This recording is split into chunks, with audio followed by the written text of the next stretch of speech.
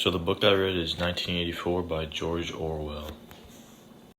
So it's a novel about George Orwell's vision of the future of the world, and it's a dystopian world, and it's riddled with atomic bombs, and so pretty much the freedoms of the people are taken away and strictly limited.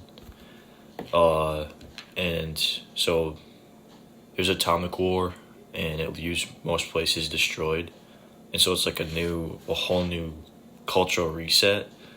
And for example, it takes place in London, and it's now called Airstrip One, and Britain is called Oceania. So Oceania is under control by a character or an imaginary character called Big Brother, and he's like loosely based on Hitler. And basically, in Oceania, children are spies, and every citizen is forced to a 2-minute session in their homes. They're basically apartments, and in their apartments, they watch a video, like a screen, and they're forced to conform to Big Brother and his laws. And his slogan is "War is peace, freedom is slavery, and ignorance is strength." And so the main character is named Winston. He's kind of just a older guy. He's kind of frail, and he has a thing that mentions is he has a ulcer that's on his ankle, like a sore, and he mentions how that basically takes over his life. Like he's always bothered by the ulcer, he's always itching it, and eventually Winston falls in love with a girl named Julia, and they have the same mindset that they think Oceania is wrong and their way of life is wrong because they're conforming to Big Brother all the time. So Oceania has their own system of police called the Thought Police, and they literally control your thoughts. Or not control, but they can see everything you think. And if you think the wrong things, they'll take you away, and you'll basically never be seen again. And so falling in love is illegal, and if they see that you fall in love, they take you away. And Julia and Winston fall in love right when Oceania wins the war against East Asia. That's like a different country. And the ending is confusing to me because Winston seems to finally conform to Big Brother and he's kind of happy that Oceania won the war. And in the end, like, he's basically happy where he is because his country won the war, which is confusing because it seems like he's rebelling the whole time before that. But it's later revealed in the book that Winston was brainwashed by the Ministry of Love, because there's 4 different sides of the government. So the main theme of the book I found was the idea of propaganda and how propaganda works, and it's manipulating the citizens to believing anything.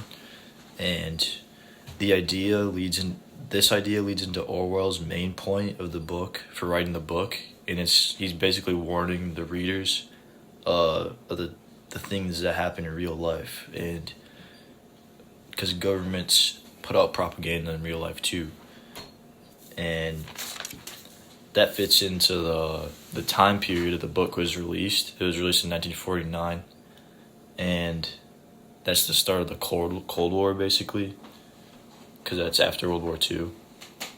And George Orwell, he got the idea of Oceania and Big Brother from the influences like I said earlier, Hitler and the Nazi regime, and I also think the USSR or Stalin during the Cold War, because their ideologies are the same as Big Brother and Oceania in the book. If you'll see if you read it, it's basically that's the first thing I thought of when I was reading it.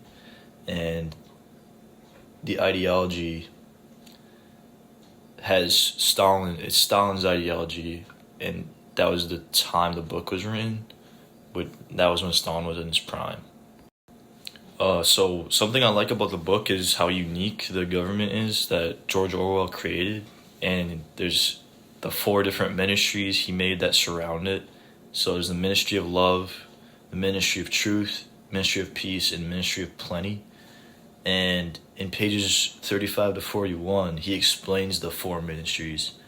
And so the ministry of truth's propaganda, the ministry of peace is war, the ministry of love is law, and the ministry of plenty is like the economy, pretty much. And I just think it's really interesting the way he created the government and how that surrounds the whole premise of the book. That's what I like about it. And finally, the book teaches me that government is capable of brainwashing anyone and anyone they want, and a government's persistent laws can make you do things that you don't even realize. And my example of this is on page 142, where he basically, let me find it really quick.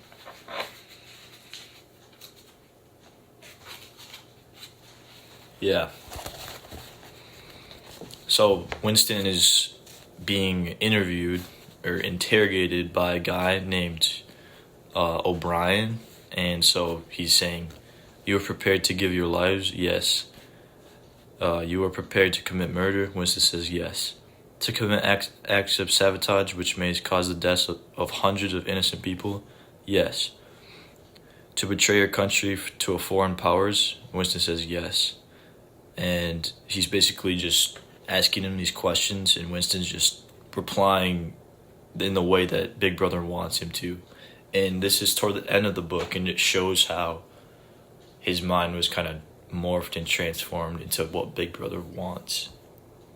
And that scene on page 142, it kind of relates back to Orwell's main theme of of government propaganda, because it just proves that the propaganda Winston was given, and it was like drilled into his mind. It changed the way he thought completely, and that's kind of how the book ends.